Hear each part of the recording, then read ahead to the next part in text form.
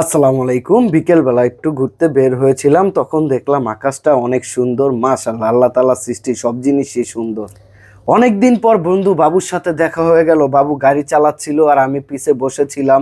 তো বাবু বলল, বন্ধু বিকালটা অনেক সুন্দর, চলো একটু ঘুরি। আমার কাজের পাশাপাশি মানবিক সেবায়, মানবিক কাজে বিভিন্ন জায়গায় যাওয়া হয় হানিফের সাথে। তো বাবুর সাথে অনেক দিন ধরে দেখা হয় না, তাই একটু ঘুরতে বেরিয়ে গেলাম।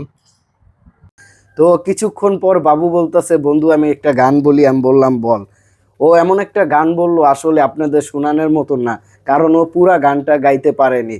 সো অনেকদিন পর দুই বন্ধু হাসাহাসি করলাম, দুষ্টুমি করলাম। বাবু গাড়ি চালাচ্ছিল আর আমি পিছে বসেছিলাম।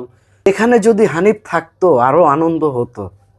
আসলে হানিফে বিভিন্ন কাজে ব্যস্ত থাকে, অফিসের কাজে ব্যস্ত থাকে, মানবিক কাজে ব্যস্ত থাকে, তার কারণে ওরকম ভাবে সময় দিতে পারে না। সো আমরা চাই এই মানবিক কাজ পুরা বিশ্বে ছড়িয়ে যাও। আপনারা দোয়া করবেন ড্রিম বাইকার হানিফের জন্য। হানিফ জানি আজীবন এরকম মানুষের পাশে থাকতে পারে। আসসালামু আলাইকুম সবাইকে। ভিডিওটা ভালো লাগলে শেয়ার করে